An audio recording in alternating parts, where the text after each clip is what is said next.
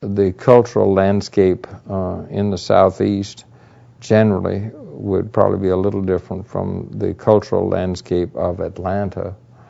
It certainly would be different from someone's rural experience, or if I had grown up in New England or in some dark and dreary wintry place, I might have a different attitude. But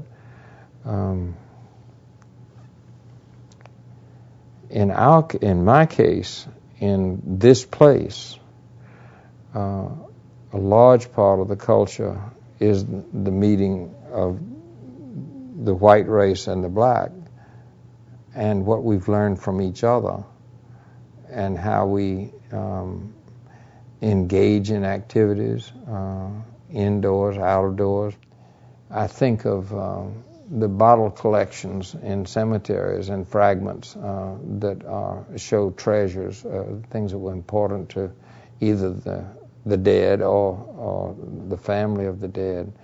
While I may not imitate those make an impression on me, but they also occur in the forms and edges or the perimeters of gardens that are made, whether they're rural people or urban people. So I've seen a certain richness that has occurred, and unhappily more and more rare, in which personal expression is waning. It's like so much of what we do experience today is a certain sameness, or the same palate, or the same diet. We're so good at communicating that we seem to all see and want the same things. I mean, we're made to want the same things. One of the great opportunities for us in landscape architecture in this part of the world, the Piedmont, 1,000 feet above sea level, is the plant material. So one could say how you respond to that plant, or how you use it, or how you abuse it, can get to be a characteristic of a certain mindset. There was a time when I remember driving through much of the South when you'd often see tree trunks whitewashed, and it was sort of like wearing spats. You'd have huge oak trees in a swept yard, which is eminently practical. I mean, that way there are no leaves. Also, you can see the snakes coming. But the trees would be whitewashed year after year, maybe a couple of times a year, so that they were almost caked in paint, probably as high as a man could reach. And the theory was that it protected the trees from bugs and made it possible for you to see anything that was coming up in the area. I don't know what other explanation there might be, but suddenly it was sort of like a sign of respectability, or keeping your picket fence painted, or keeping something in good repair.